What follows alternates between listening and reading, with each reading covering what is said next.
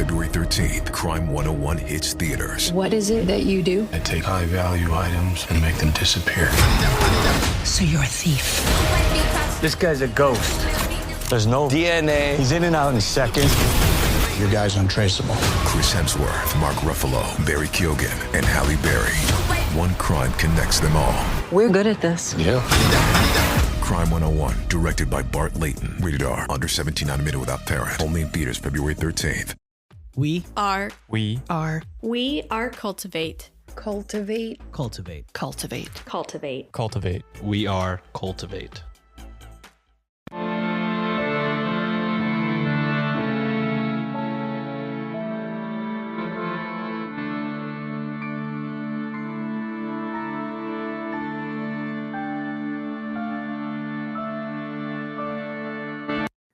Hello and welcome to a special mini-sode of Ye Olde Crime, the show where Maddie and I discuss the funny, strange, and obscure crimes of yesteryear every Wednesday.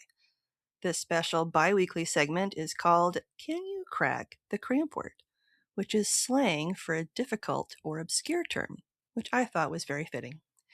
And joining me today is Julie Marty-Pearson from The Story of My Pet and Podcast Your Story Now podcasts. And before we begin, I'd like to give her the chance to tell us a little more about herself and her shows. Welcome. Thank you so much for having me. Like what we said before we hit record, it's always great to meet other podcasters and seeing the cat images behind you. At least I know we have some common ground beyond podcasting. Exactly.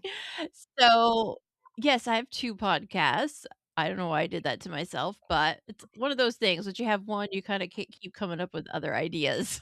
I have a second one in the works that I haven't started yet, but it's like percolating. Yeah, I feel you. Yep. So my first podcast is Story of My Pet. It's how I got into podcasting, and it is almost 4 years old, and it's really my passion project. I've always loved animals. They've always been a very important part of my world and my life, and I use that to advocate and educate around animal rescue, fostering, and adoption, Beautiful. and how anyone can help animals in their own community.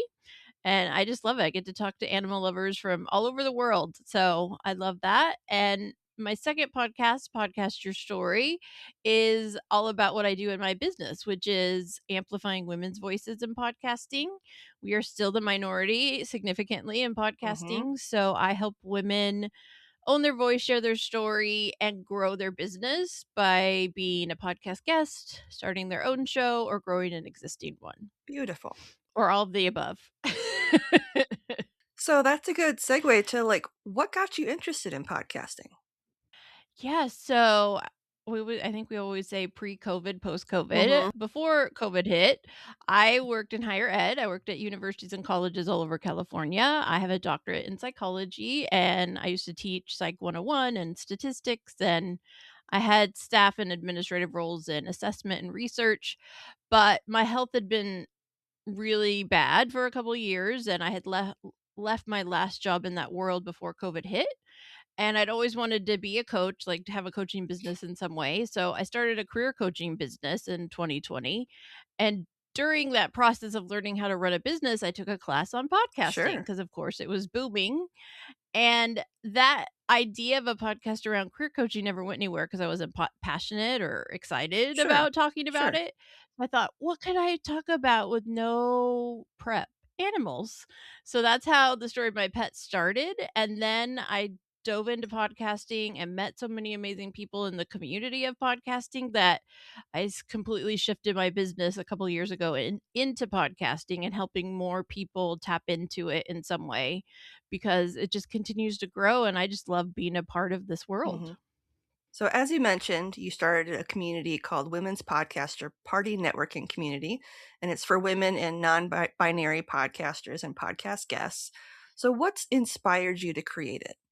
So one thing is, when we're setting up a podcast or categorizing our podcast, if it is specific to women's issues or topics, or there's no way to like tell that without saying this is a podcast for women, Mhm. right? There Yep. isn't a category for women's health or women's mental health or any of that.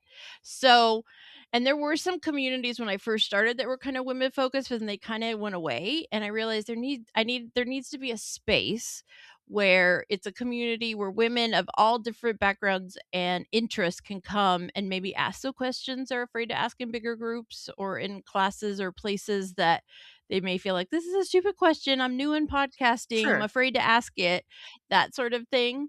And also, I've learned that I have nothing against male hosts. I love all podcasters. I Sure. always have to say that too.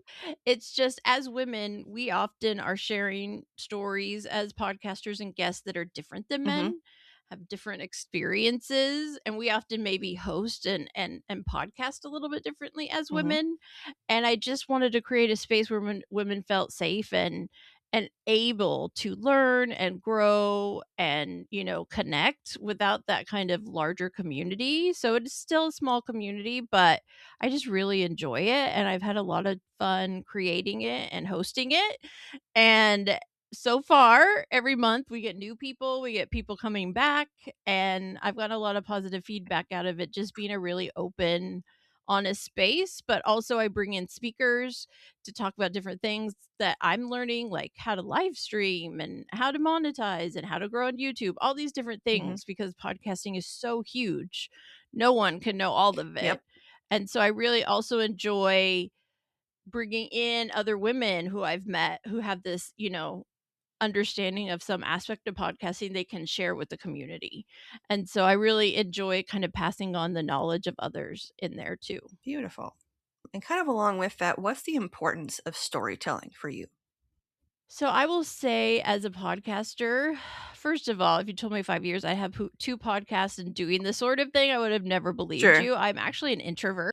I love alone time. That's how I re-energize. But I am a teacher and I love teaching. So once I get going, I love that. But I've really found the power in the story, in how I can share parts of my experiences throughout my life. And that's what really connects with people. And that there's often something we share, like when I'm interviewing someone that's like, oh, you get it and you get Mhm. it. And also part of it really came from doing the story of my pet. I started meeting all of these amazing women in their 40s and 50s and up who, like me, don't have human kids, have fur kids, really love animals, and really are dedicated to helping them. Mhm. And I'm like, oh, there are more people like me. Mhm. And so I feel like me sharing my story connected me with people like that. And then I keep connecting with people through those different types of stories we all share that really makes other people feel seen and heard and understood, whatever it may be. And I've even shared some really personal health stories on some of my podcasts, and I never thought I'd do that. Mhm. But so I guess what I found is podcasting has allowed me to become a Mhm. storyteller and really connect with that process and getting to share who I am, but also helping other people do the same thing. And last question, do you have any advice for any of our listeners who may be interested in starting their own podcast? Yeah, I say do it. I mean, if you have that, if there's something in you telling you to do it, there's a reason. And I always tell people you're never going to be fully ready. Mhm. You're never going to have all your ducks in a row. I even say this to my clients who I work with. Like, there's no way you can have everything ready and everything and be on all the platforms and all the things. Podcasting grows so significantly and so quickly. We are all always kind of weaving and adjusting. So find the place that feels right for you and start. Mhm. I mean, my first few episodes of The Story of My Pet were unedited, had interruptions and all sorts of things, but people still Mhm. listened.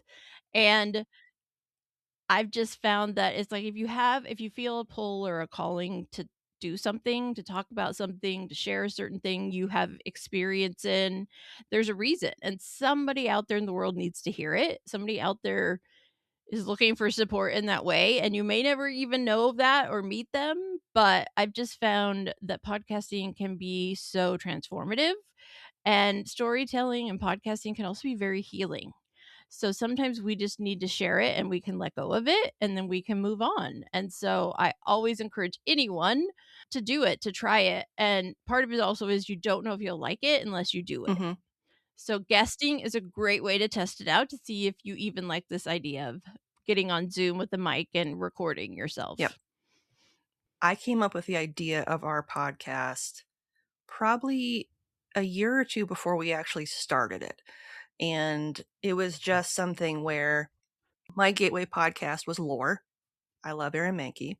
And his podcast focuses on storytelling, but a lot of it is sort of like obscure things that happened in history. A lot of stuff is from like the Victorian era and things of that nature. So kind of spookier, like unsolved mysteries type of stuff. And I really gravitated towards that. And so I started kind of digging into things where I would find a topic and like I put it on this master spreadsheet. And I was like, it's someday I will go back and I will research and learn more about this thing. And I kept adding to it and adding to it. And I was like, what am I going to do with this list? Like, I don't have time to go and read all these things. And then COVID hit. And I was like, now is the time. And I have a list. I have a list of subjects that I want to research. And I enlisted my sister to be sort of like my sounding board. So I'm essentially telling her the story of whatever the topic is. And I keep doing it because I love learning about history and I love learning about things that, true crime is a genre where it's everywhere. I mean, it's one of the most popular genres out there for podcasts. But I found myself not drawn as much to like the current, most recent true crimes. I think just because it's too gritty, it's too real. And for me, like learning about stuff that took place before the 1900s, you're like removed from it to an extent. And so, I mean, it's very rare that there's pictures of anything. Most of it's, like newspaper illustrations and like newspaper accounts of what happened. And I find it more interesting to learn about it that way and then kind of compare it to life now, because so much of history repeats itself and a lot of the narratives are the same across centuries. But it's something where, we kind of agreed that we'll keep doing it until we're not having fun with it anymore. And here we are 5 years later and we're still having fun with it. And if you look at my master spreadsheet, I think I have another like 7 years worth of content. If I chose to do 7 more years, I may or may not. I may decide at some point, like, okay, I've done enough, but I love to learn. I love to read. And, I am also an introvert at heart, and spending an afternoon reading is like my jam. So this just gives me an opportunity to learn new things and get some fun facts under my belt that I can randomly regurgitate to people. 9 times out of 10, it's horrifying. But you know what? That's The people that want it are going to find it, right? yes. And I think that's so true. I think that a big part of podcasting for a lot of us is that it is a learning process, because we learn as we're doing it how to do it better. We learn from our guests. We learn from researching the topics we want to talk about. And someone who has multiple degrees and used to work in education, I love learning. I've always loved learning. So I love podcasting because I get to learn, but I also get to teach other people how to do it. So it does really fulfill those two parts of me. And I agree. There are moments where I feel frustrated or overwhelmed and I think, why am I doing this? Do I enjoy it? And sometimes even within my business, like, what parts of this do I not like? How can I either not do them or get somebody else to do them for me? Yep. Because but I also think for women in our 40s and 50s, we really own the fact that we get to make our decisions about what we want to spend our time doing, what we enjoy and what we don't. And so I think it all kind of coincides together. And I think that's why so many women love podcasting, because there's such a power in kind of picking up the mic and deciding whatever I get to talk about. Yep. But also, like you said, as you were talking, I'm like, yes, like, first of all, Unsolved Mysteries, favorite show, even back in the, in the 90s, the original. I love that.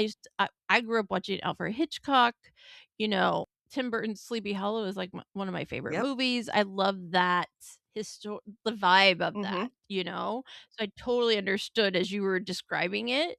Like there's something we love and we just want to expand it Yep. and understand it more or experience in a new way. Yeah, that's just why I chose what I'm doing for the podcast and why I still continue to enjoy doing it is because every week I'm learning something new and I just love learning. If you would have told me like 10, 15 years ago that I would all of a sudden be like a huge history nerd and this is like the thing, my thing, I would have been like, no way. History? Hmm. What? But You know, it's so funny. My dad passed away 8 years ago, and he was somebody who I was not like in some ways because he was an extrovert. He had loved people. He was always the life of the party. Growing up, we had a furniture store and he did all the radio and TV ads, so people knew him. mhm, So when I heard my last name, they're like, "Oh, are you his daughter?" I'm like, "Yes, I mhm, am." And I always think like, what would he think of what I'm doing? First of all, it would be hard for him to conceptualize understanding what podcasts are, but sure, I'd be like, "Dad, it's like radio," because he was in his 90s when he passed, so he was of a very different sure. generation, but after he passed, we happened to find this cassette tape of his that was a recording of when he got to be a guest DJ for a day on a radio show, and part of it was so he could promote the Mhm, business, and I go back to that in my head sometimes and think, in a way, it's also like I've kind of found a way to connect with him, mhm, do something like what he did that I never would have saw myself doing, but I tap it into a way like, I get now why he liked this, yep, why he enjoyed this, like, idea of media and talking to people, and so for me and I also this comes up in a lot of conversations, I think podcasting is also kind of a legacy for some of mhm, us, that we're tapping into something maybe we didn't realize we needed mhm, to either explore or create for ourselves. And so I think that is going back to that question. If somebody feels like there's something gnawing at them, like you, something they're like, someday I might want to get into this, or they have this story or idea they want to tap into, I think that's why podcasting is a great way to try it mhm, because you just kind of never know where it might take you. yep, exactly. Well, I don't have any more questions. So, would you like to move into the game portion of the episode? Absolutely. I'm very intrigued to see what's going to come up here. So, your first term is hot tiger, and I can give it to you in a sentence. Yes, please. All right. If one wanted to indulge in a hot tiger, they need look no further than a London East End pub. Oh. I'm envisioning some sort of hot alcoholic drink Hmm. now, but I can't figure out what I'm like, what would the tiger be? I don't know. Although I have been hearing a lot of that now in the holiday season, like mulled wine. I don't really understand what that would be. So I'm going to say something hot alcoholic beverage. Yes, you are very right. It is a mixture of hot spiced ale and sherry. Hmm. Oh, okay. So it's probably like maybe the difference in color is like tiger stripes? That's what I was Yeah, thinking in my head. It's like, what would be tiger striped in a yes. drink? I think the ale is more of like a yellow or orangish color, and then like the sherry ends up Like looking more black as it's you. more red or Yep. burgundy. Mm, So okay. this drink originated at Oxford University, which is interesting. And Mm, according to Green's Dictionary of Slang, this term was first introduced in 1860. interesting. Maybe it was some drink that they all drank at Oxford to stay up all night studying or writing their papers or whatever they Yeah, did. exactly. Because they probably had to do it by candlelight back then, Yeah, you wouldn't have electricity. You're sitting. melting the wax. Yes. I mean, I know how much I stayed up writing my doctorate, so I can imagine guys at Oxford back in the 1800s, Yeah. like, geez, they had to really spice it up, I guess. Yeah, I picture them in like almost like a writing circle with like multiple candles and they're like sharing this like almost like a hot toddy type of drink and working on Mm, their dissertations or whatever. Like I like it. interesting. So your second term is Simon pure, like Pure, and I can give it to you in a sentence. Oh, yes, please. The home of the Simon Pure wild horse is on the southern plains. I'm going to say I have no idea. That's fair. Like, That is fair. that's a... So, Simon Pure is a term for something that's genuine or real. So, like, it's pure. And according to, again, Green's Dictionary of Slang, this term was first introduced in 1840. I think it's interesting because it's shared like it's a person's name, which is an interesting twist. Right. It's kind of like you I think that maybe is what my mind was like, well, who is that? Yes. Like you want to make it label it? Yep. Interesting. Yeah, I'm trying to think of an example today of like you would use kind of someone, like a name of someone to explain, Yes. you know, someone who's pure-hearted or authentic. Like what would that be? Yeah. Interesting. And I think, yes, it's just someone who's completely genuine, authentic, or honest. So sort of like trying to think of a modern equivalent, I know. like honest something. Honest Abe or something Yeah, like like that. Honest Abe, you know, like someone who just can't lie. Someone who's Right. Who can't like not just fully tell what's true. yes. Someone who's Kind of kind of like a Sheldon, like from Big Bang Theory, where yes. it's like he just he's matter of fact, and if that's just how it is, like Yep. you can't make it up. Yep. He's just going to tell you the facts, and that's just how it is. We all need those people in our lives. Yes, we even do. if they drive us crazy. Even if sometimes we don't want to hear what they have to say because it cuts a little deep. But you know what?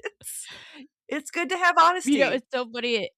It makes me think of my nephew. I don't think he does it as much. He was always he's a very literal person. He's very smart. He pretty much remembers everything he reads.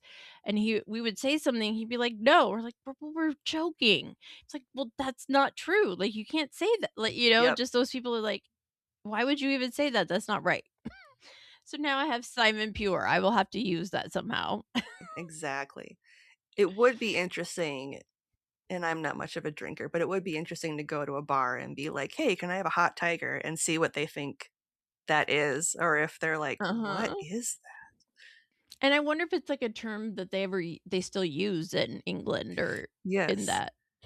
Because I would imagine their pub life is very different than like here in the US, like going to a bar. Yeah.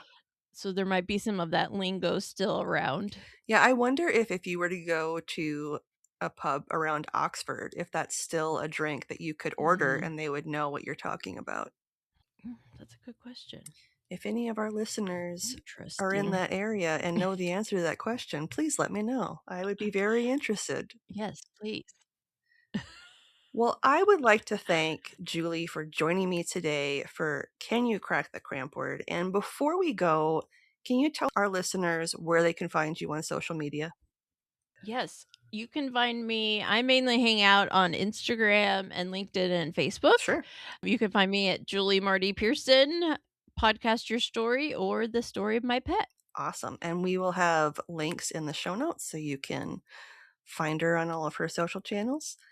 And on that note, as always, I'm Lindsay, and I'll see you next time with another tale as old as crime.